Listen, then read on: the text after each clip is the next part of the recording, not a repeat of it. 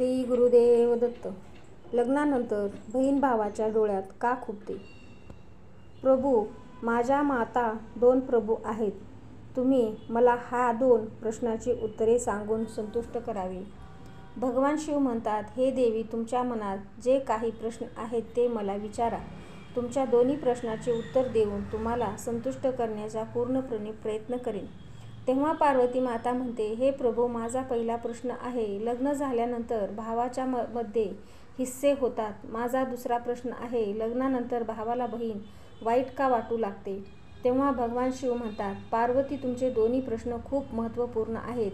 मी तुम्हाला दोन्ही प्रश्नांचे उत्तर एक छोट्याशा मापेमार्फत देणार आहे. आणि म्हणून जेव्हा पार्वती, मी ही कथा सांगत आहे, तुम्ही या कथेला मन लावून ऐका, कारण अर्धवट कथा ऐकल्याने तुम्हाला अर्धवट ज्ञान प्राप्त होईल आणि असे ज्ञान कधीच उपयोगी पडत नाहीत. तेव्हा माता पार्वती म्हणते, हे प्रभू, ठीक आहे, तुम्ही कथा सांगण्यास प्रारंभ करा. तुम्ही जेव्हापर्यंत कथा सांगत मी तेव्हापर्यंत कथेला पूर्ण मनापासून ऐकेन. तर मित्रांनो, कथा सुरुवात करण्याची माझी तुम्हाला सर्वांना नम्र विनंती आहे. तुम्ही या कथेमध्ये हरवून जाल त्यापूर्वी या व्हिडिओला लाईक करा, शेअर करा आणि सबस्क्राईब करा. भगवान शिव म्हणतात, पार्वती, एक नदीच्या किनारी एक शेतकरी त्याच्या 3 मुले आणि बायकोसोबत राहत होता. तिन्ही मुलाची लग्न झाली होती, पण परिवार एकच आनंदाचे राहत होते. एके दिवशी शेतकऱ्याच्या पतीने तिच्या मुलींना म्हटलं, लग्न झालं होतं, परिवार एकत्र आनंदाने राहत होते. तिच्या मुलीला म्हटलं, मुलांनो, ही जमीन तुमच्या वडिलांची मेहनतीचे फळ आहे.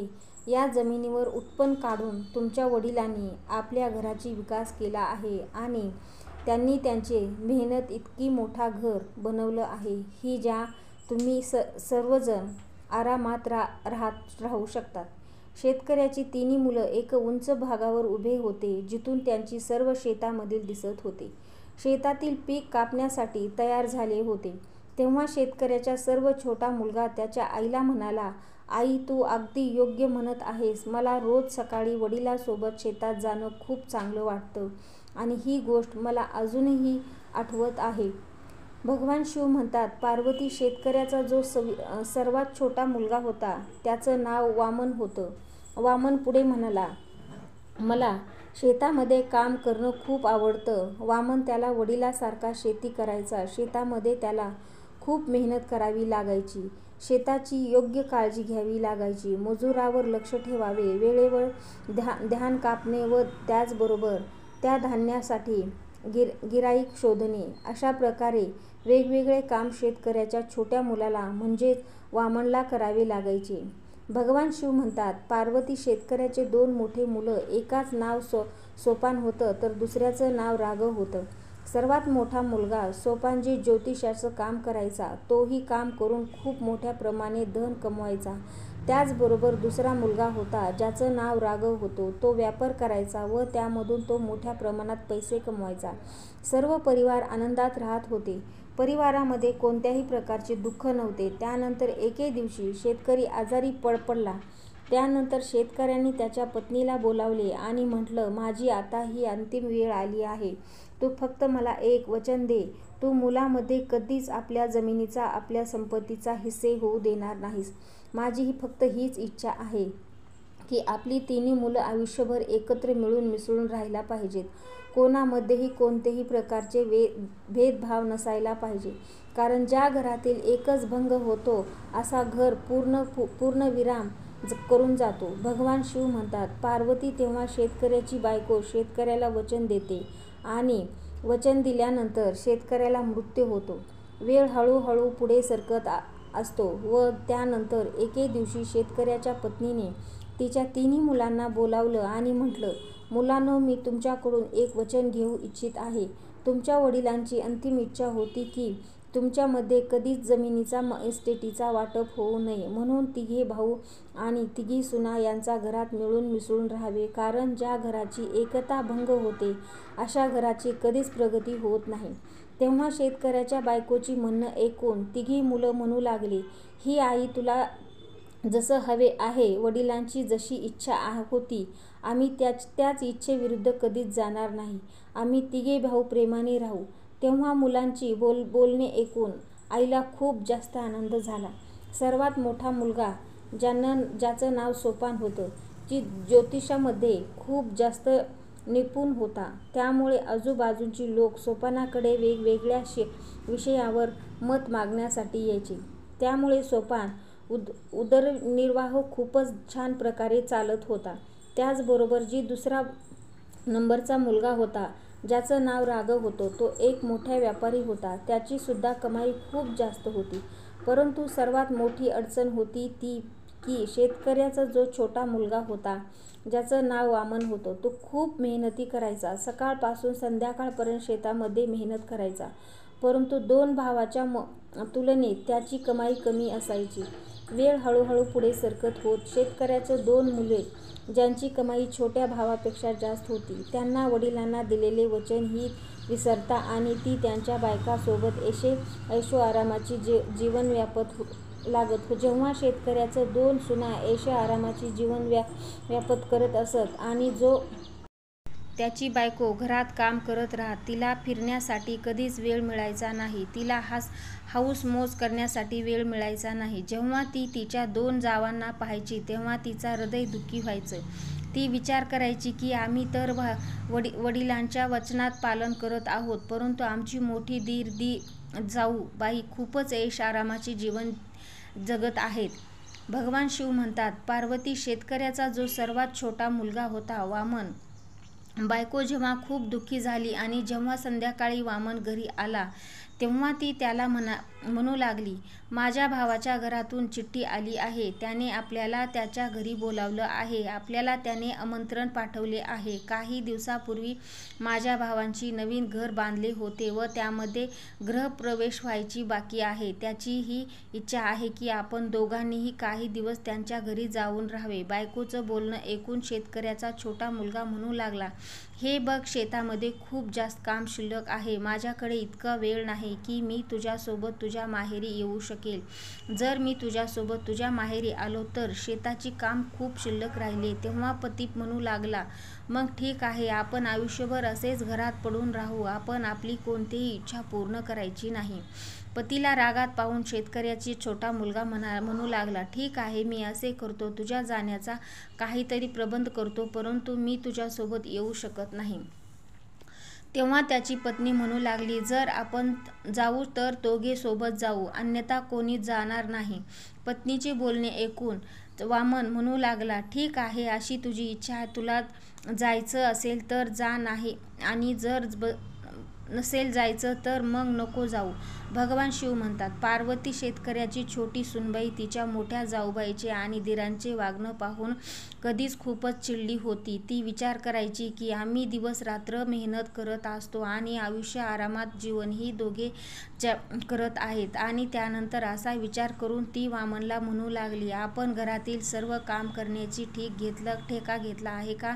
घरातील आणि शेतातील काम आपण दोघे मिळून करत आहेत. तुमचे दोघे मोठे भाऊ त्यांच्या बायकांसोबत ऐश-आरामाचे जीवन जगत आहेत. तुम्ही कधी विचार केला आहे का की माझी सुद्धा मन करत असते, आपण सुद्धा असंच ऐश-आरामाची जिंदगी जगू. फक्त त्यांचं करायचं असेल. आपल्या दोघांची त्यांनी काहीच काळजी नसेल. ते दोघे बाहेर राहून मौज-मजा करीत आहेत, जगत आहेत आणि आपल्या दोघांना घराचा आणि शेताचा सर्व काम करावे लागते. ते तर त्यांच्या बायकांसोबत सर्वत्र फिरायला जातात आणि मी नेहमी घरातच पडली असते. तुम्ही सांगा, हा सर्व आपल्याला अन्याय होत आहे.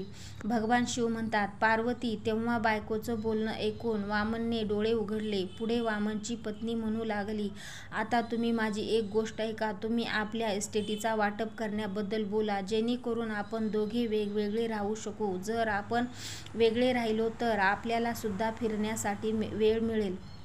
अशा प्रकारे बायकोचे बोलणे ऐकून वामनला वाटले की त्याची बायको अगदी योग्यच म्हणत आहे. माझा काम माझ्या भावांच्या तुलनेत अधिक महत्त्वपूर्ण आहे. माझ्यामुळे दोघे इतक्या आरामात आणि ऐश-आरामात जीवन जगत आहेत आणि मी आणि माझी बायको नोकरासारखं या घरात सतत काम करत असतो. एके दिवशी जेव्हा सर्व भाऊ घरात जेवण करत होते तेव्हा शेतकऱ्याच्या सर्वात छोट्या मुलाने त्याच्या आईला आणि भावांना म्हटलं की त्याला वडिलांच्या इस्टेटीमध्ये त्याचा हिस्सा हवा आहे. आता तो ह्या घरात राहू इच्छित नाही.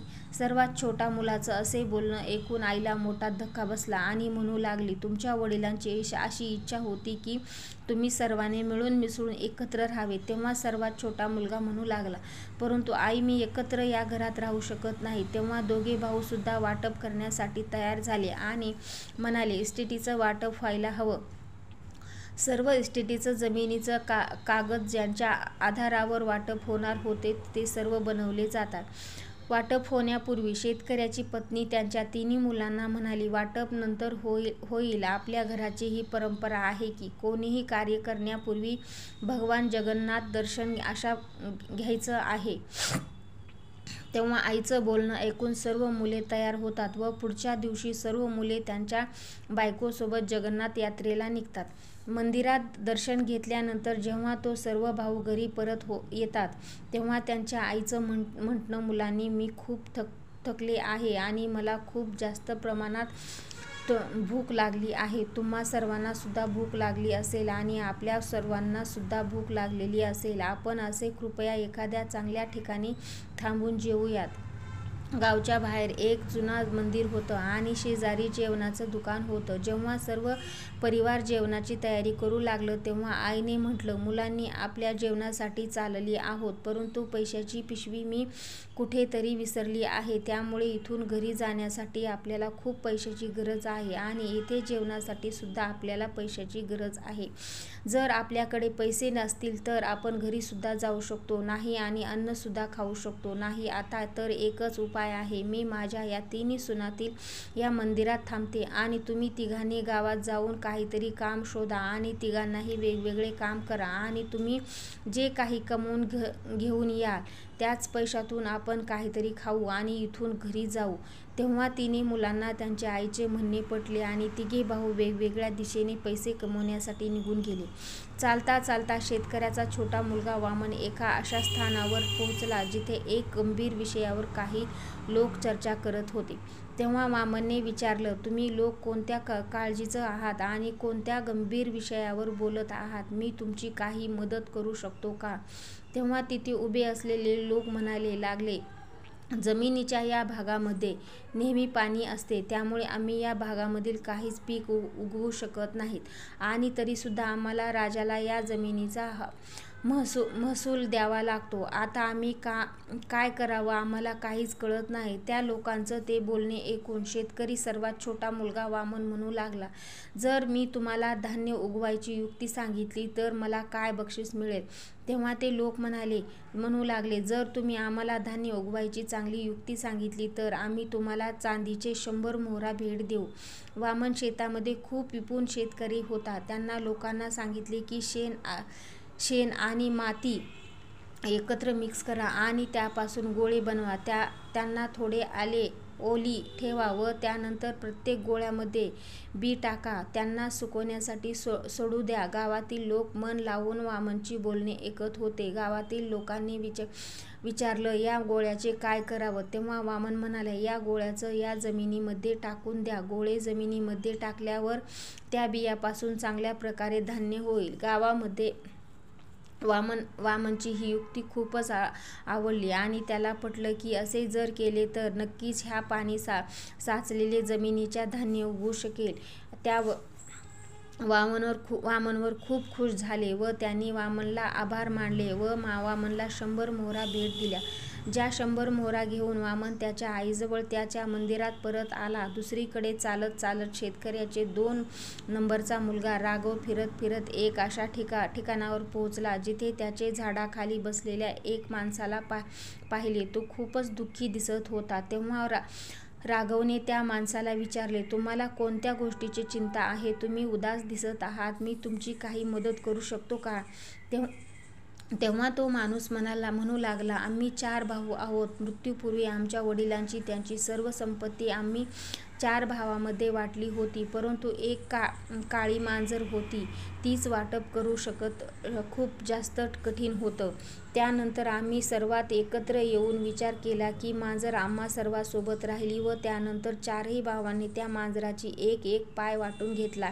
एके दिवशी ती मांजर छतावरून खाली पडली आणि तीच पाय तुटला जी माझ्या हिस्स्यात होता. मी त्या मांजराच्या जखमी पायावर लावून त्यावर पट्टी बांधून परंतु त्याच दिवशी ती मांजर चुलीच्या शेजारी जाऊन झोपली आणि जशी ती मांजर झोपली तशी चुलीमधून एक ठिपकी उडून तिला तेल कपड्यावर पडलं आणि त्या कपड्याने आग पकडून आणि जेव्हा आगीला पाहून मांजर घाबरली तिथून पळून जाऊ लागली तेव्हा तो आजूबाजूच्या घरात गेली व आजूबाजूच्या घरांना आग लागली आणि सर्व काही जळून खाक झाले व शेजारी सर्व दोष माझ्यावर लागला आहे. मांजराच्या ज्या पायामुळे आग लागली आहे तो पाय माझ्या हिस्साचा आहे.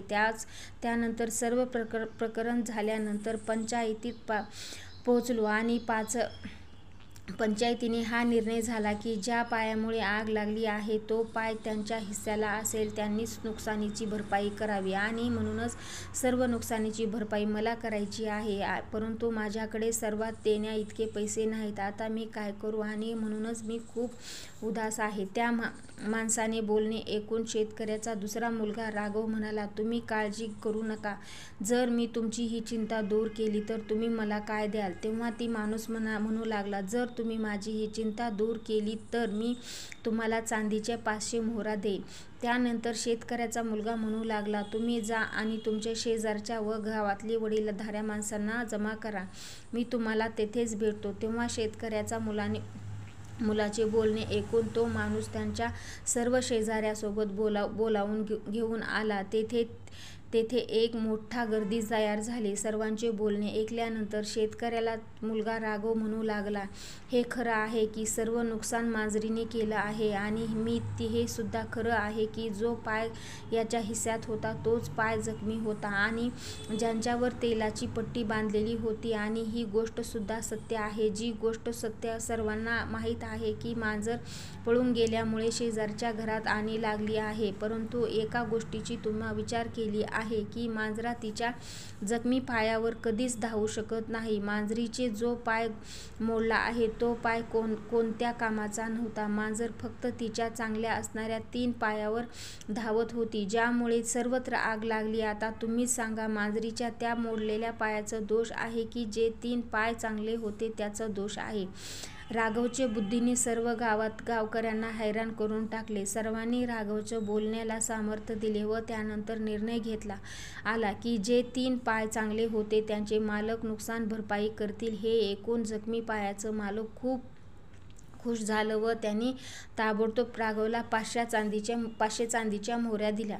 शेतकऱ्याचा दुसरा मुलगा सुद्धा चांदीचे 50 मोहरा घेऊन मंदिरात त्याच्या आईजवळ पोहोचला. शेतकऱ्याचे सर्वात मोठा मुलगा सोपान तो सुद्धा पैसे कमवण्यासाठी गेला होता आणि तो चालत एका अशा घरी पोहोचला जिथून रडण्याचा आवाज येत होता. तो घर खूपच मोठं होतं. त्या घराच्या बाहेर एक पहारेदार सुद्धा उभा होता. तेव्हा शेतकऱ्याचा मोठा मुलगा विचार करू लागला, अशा आलिशान घरात राहणारा एखादा व्यक्ती रडत का असेल? शेवटी याला अडचण काय आहे? शेतकऱ्याचा मोठा मुलगा पुढे चालत तेव्हा त्याने पहारेदाराला विचारलं. पहारेदार एक गोठा साफ करत होता. घरातून रडण्याचा आवाज का येत आहे? तेव्हा शेतकऱ्याचा मुलांचे बोलणे ऐकून ती पहारेदार म्हणू लागला, तुम्ही घराच्या आतमध्ये या आणि स्वतः विचार. शेतकऱ्याचा मुलगा जेव्हा घरामध्ये गेला तेव्हा तो विचार करू लागला, तुम्हाला कोणते टेन्शन आहे? तुम्ही रडत का आहात? तुम्ही मला सांगा, मी तुमची काही मदत करू शकतो का? भगवान शिव म्हणतात, पार्वती. ती रडणारा माणूस शेतकरी मोठ्या मुलाला म्हणू लागला, अरे भावा, हे राजा माणसाचं सुद्धा वेगवेगळ्या प्रकारची वेडे असतात. आमच्या राजाने मला एका हत्तीचं वजन किती आहे हे विचारलं आणि जर मी असे करू शकलो नाही तर राजा माझं मस्तक धडापासून वेगळं करील आणि म्हटल्यानंतर मंत्री जोरजोरात रडू लागला. मंत्र्याने हे बोलणे ऐकून शेतकऱ्याचा मोठा मुलगा, त्याने नाव सोपान होतं, तो म्हणू लागला, तुम्ही काळजी करू नका. जर मी तुम्हाला हत्तीचं वजन किती आहे हे सांगितलं तर मला बक्षीस म्हणून काय देताल? तेव्हा तो मंत्री म्हणाला, जर तुम्ही मला या हत्तीचं वजन किती आहे हे सांगण्याची मदत केली तर मी तुम्हाला 1000 चांदीच्या मोहरा बक्षीस देईन.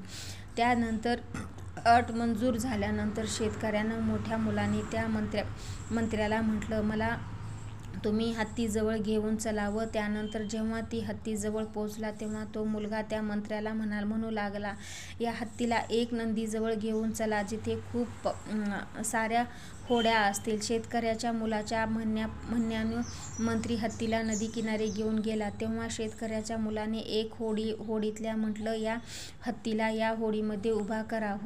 होडीवाल्याने जेव्हा त्या हत्तीला होडीमध्ये उभा केलं तेव्हा ती होडी त्या पाण्यामध्ये जाऊ लागली आणि तेव्हा काही विशिष्ट पातळीप्रमाणे ती होडी पाण्यामध्ये गेली व त्यानंतर तेथे ही होडी पाण्यात जाऊ थांबली. तेव्हा शेतकऱ्याचा मुलगा म्हणू लागला, जिथे नाव पाण्यात जाणे थांबेल आणि तेथे निशाण करावं, त्यानंतर या हत्तीला या घोड्यामधून खाली उतरवा. शेतकऱ्याच्या मुलाने बोलणं ऐकून हत्तीला होडीमधून खाली उतरवलं आणि हत्यानंतर शेतकऱ्याचा मुलगा म्हणू लागला, होडीमध्ये आता तुम्ही दगड टाका व यामध्ये इतके दगड टाका जेणेकरून ती होडी त्या निशाण्यापर्यंत पाण्यामध्ये जाईल. शेतकऱ्याने मुलाचं बोलणे ऐकून सर्वांनी त्या होडीमध्ये मोठे मोठे दगड टाकले आणि जेव्हा नाव त्या निशाण्यापर्यंत पोहोचली त्या निशाणाला त्या तिच्या वजनामधून होडी पाण्यात जेवढी गेली होती त्या जागेवरून केली होती तिथपर्यंत तेव्हा दगडांच्या वजनाने होती. पाण्यामध्ये जात तेव्हा शेतकऱ्याचा मुलाला सर्वात म्हणतो की तुम्ही आता या होडीमध्ये दगड टाकणे बंद करा. त्यानंतर या होडीचे किनाऱ्यावर आणून या होडीमधले दगड बाहेर काढा. त्यानंतर तुम्ही एक एक करून ही सर्व दगडांचे वजन करा. जेवढे या दगडांचे वजन असेल तेवढे या हत्तीचे वजन असेल. भगवान शिव म्हणतात, पार्वती यानंतर मंत्र्याला त्या हत्तीचे वजन कळाले व हत्तीने समजल्यानंतर मंत्री खूपच खुश होत होता. अटीनुसार त्याने शेतकऱ्याच्या मोठ्या मुलाला सोपानला चांदीच्या 1000 मोहरा भेट दिल्या. सोपान 1000 चांदीच्या मोहरा घेऊन मंदिरात त्याच्या आईजवळ पोहोचला.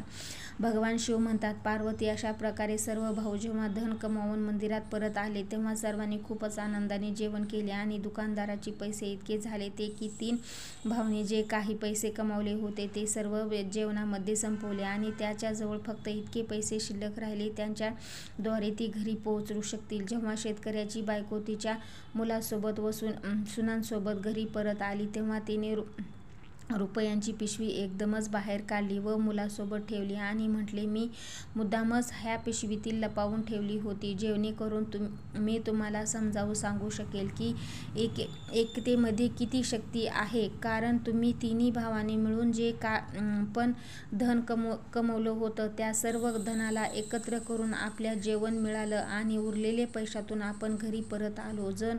जर तुम्ही तिथे भाऊ मिळून तुम्हीच सर्व कमाई एकत्र आणली नसती तर आज आपण भरपेट जेवण नसतो केलो, त्याचबरोबर घरी सुद्धा परत आलो नसतो. आणि म्हणून नेहमी लक्षात ठेवा, जेव्हापर्यंत झाडूच्या काड्या एकत्र बांधलेल्या आहेत तेव्हापर्यंत त्याच्यापासून घराची साफसफाई होऊ शकते.